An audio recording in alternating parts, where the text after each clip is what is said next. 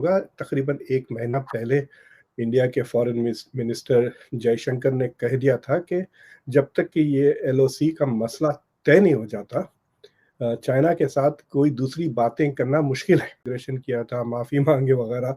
उन्होंने एटलीस्ट एक ऐसा स्टेप ले लिया, जिसको नेगोशिएशंस में कॉन्फिडेंस बिल्डिंग मेजर कहते हैं। है। आप क्या समझते हैं चाइना क्या अचीव करना चाहता है अगर वो प्राइम मिनिस्टर मोदी से एससीओ पे मुलाकात करते हैं?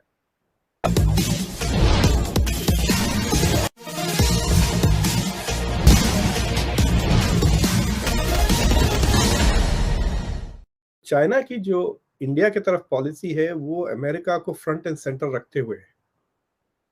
तो चाइना के इंटरेस्ट में, अगर चाइना मुझे सिर्फ एक चाय पिला के अगर मुझसे पूछा कि गिव मी एन एडवाइस, तो मैं ये कहूँगा कि do not allow Indo Pacific to become an Asian NATO.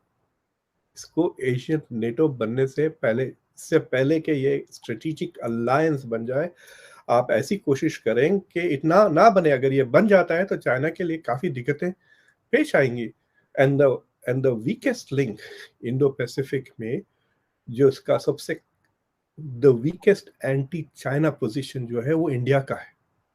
जो बाकी के जो इंडो पैसिफिक में जो प्लेयर्स हैं, जापान, ऑस्ट्रेलिया और अमेरिका, वो इंडिया से ज़्यादा एंटी चाइना है, कमिटेड। तो ये सबसे वीकेस्ट लिंक है। देखिए, इंडिया इज प्लेइंग अ बहुत ही टाइट रोप वॉक कर रहा है। इंडिया ना सिर्फ इंडो पैसिफिक में इन्वॉल्व है, इंडिया I2U2 में है, अमेरिका के साथ, इसराइल के साथ, यूनाइटेड अरब के साथ। इंडिया शंघाई कोऑपरेशन ऑर्गेनाइजेशन में है, रशिया और चाइना और पाकिस्तान भी है उसमें। अब ईरान को लाने की कोशिश की जाएगी अगले हफ्ते। But India is also part of something that is called as Russia China India trilateral. तो आप देख सकते हैं कि दो ऐसे इदारे हैं जिसमें वेस्टर्न ममालिकों का कोई दखल नहीं है, जिसमें इंडिया और चाइना आर टुगेदर। इसके अलावा ब्रिक्स भी है, तो देख लें आप, ब्रिक्स को ले लें, इंडिया चाइना रशिया ट्राइलैटरल को ले लें, एससीओ को ले लें। ये तीनों जगहों पर ऐसा मौका है जहां China and India can have a dialogue and resolve their issues. So मुझे लगता है कि इंडिया की जो फॉरेन एस्टैब्लिशमेंट है, वो रियलाइज कर चुके हैं कि हमारी एकदम स्ट्रेटेजिक वैल्यू बढ़ गई है इंटरनेशनली। अब वो कैश करना चाहते हैं ये इंटरनेशनल, जो इनका जो यूं कहिए कि स्टॉक जो बढ़ गया है from from A geopolitical perspective, geography की वजह से जो सडनली जो स्टेटस बढ़ गया है। और आपको वो नजर आया लास्ट वीक जब ऊपर है। आप क्या समझते हैं इंडिया जापान को क्या हेल्प कर सकता है when it comes to 2+2 and when it comes to security? क्योंकि क्वाड तो का उसका तो सिक्योरिटी फ्रेमवर्क नहीं को बन सका। तो जब उसका सिक्योरिटी जी जो क्वाड है, India is essential for the quad. Quad के बगैर वो ऑकस हो जाएगा। इट्स लाइक सेइंग जापान को ऑकस में आपने इन्वॉल्व कर लिया, ठीक है। India is critical, nuclear power है, बड़ी इकोनॉमी है, ये लंबा सा ओशन है, ओशन खुद इंडिया के नाम पे रखा हुआ है, जिसमें ये इंडो पैसिफिक का जो गोल है to keep Indian Ocean free, right, free trade हो, ट्रैवल हो वगैरह। तो India is critical, but India is also playing the spoiler इसमें। मैं आपको कैसा मिसाल दूं मैं अभी सोच रहा था कि मैं आसान तरीके से कैसा समझाऊं ये इंडो पैसिफिक का चक्कर क्या है। आपने देखा होगा कॉलेज में लड़का लड़की को चेस करता है, वो उससे इश्क करता है, लड़की कहती वी आर जस्ट फ्रेंड्स। तो इंडिया का वही हाल है। अमेरिका चाहता है कि this is a strategic alliance, India कहता है नहीं, this is just a dialogue. समझ रहे ना? क्योंकि अगर वो स्ट्रेटेजिक अलायंस कह दिया तो फिर वो obviously is committed against China. क्योंकि अमेरिका इज तो बिल्कुल झिझक नहीं रहा है। अमेरिका तो constantly it has clearly stated its intention that the world is divided into democracies and authoritarian regimes. China is the leader of authoritarian world. हम तो इंडिया तो अमेरिका तो क्लियर इंडिकेशन दिया है। जापान और ऑस्ट्रेलिया तो वो तो डर गए हैं। मतलब आपने अगर चाइनीज डिप्लोमेट्स की बातें सुनी ऑस्ट्रेलिया के बारे में, तो वो तो कह रहे हैं कि तुम्ही ने हमारे साथ जो ताल्लुकात थे खराब कर दिया, हालांकि China was a big investor in Australia. तो ऑस्ट्रेलिया, जापान और अमेरिका तो कमिटेड है to have a strategic partnership. They think it is very important to literally militarily stop China. India वो लफड़े में नहीं पड़ना चाहता, बट इंडिया डजंट। अब नई चीज जो अनाउंस की है जो डिफेंस मिनिस्टर ने, कि अब इंडिया और जापान एयरफोर्स की एक्सरसाइजेस करेंगे। और जापान इन्वेस्टमेंट्स। तो इंडिया का तो फायदा दोनों तरफ से हो रहा है, मिलिट्री कोऑपरेशन हो रहा है, ट्रेनिंग एक्सरसाइजेस हो रही हैं और पैसा भी आ रहा है। जापान को क्या मिल रहा है इसमें? They are hoping that one day India will be a potential ally against China. तो ये बायलैटरल चीज़ें काफ़ी अच्छी हो रही। आपको पता नहीं होगा कि इस हफ्ते बहुत ही इंटरेस्टिंग चीज़ें हुई। ना सिर्फ क्वाड की मीटिंग जापान में हुई जो बायलैटरल 2+2, यहाँ पे लॉस एंजलिस में इंडो पैसिफिक इकोनॉमिक पार्टनरशिप की एक मीटिंग यूएस ने की, जिसमें 14 मुल्कों को बुलाया गया।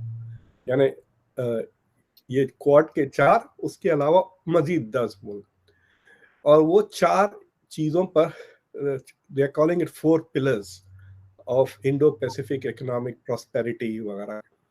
तो उसमें भी इंडिया एक वाहिद मुल्क है which has put reservations on one of the pillars. यानी बाकी के सारे 13 मुल्क और America are committed to all 4 pillars, India is committed only to 3, और एक पे इंडिया ने क्वेश्चन मार्क लगा दिया, because India does not want international जो मैन्युफैक्चरिंग और इकोनॉमिक और एनवायरमेंटल इश्यूज है उसमें इंडिया ना फंस जाए।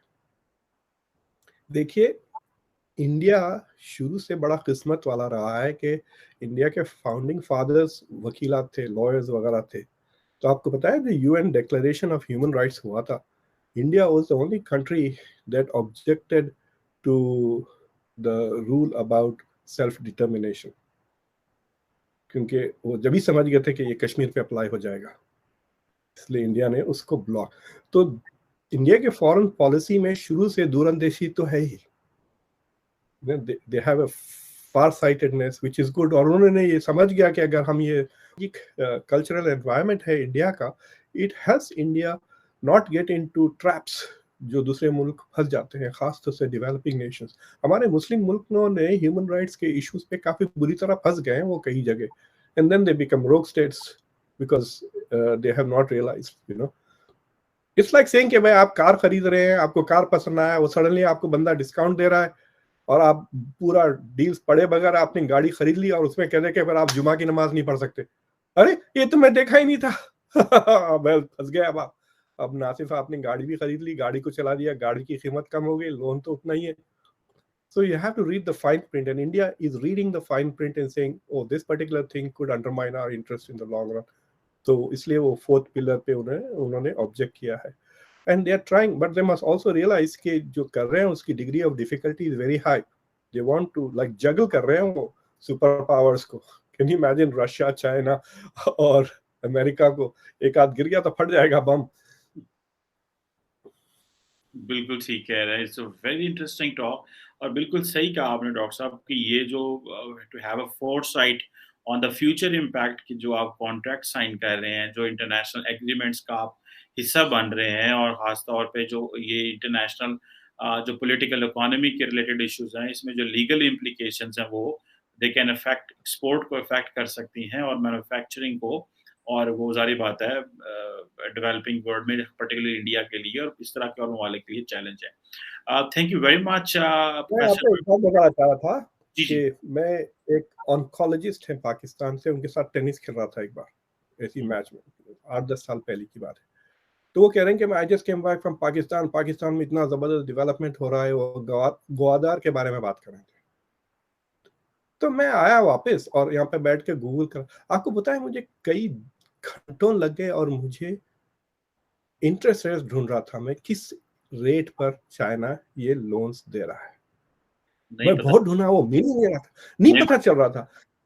आप अगर हमसे जुड़ा रहना चाहते हैं तो कृपया मेरे चैनल को सब्सक्राइब करें तथा बेल आइकन भी दबा दें ताकि नई वीडियो की जानकारी तुरंत आप तक पहुंच जाए। धन्यवाद। जय हिंद।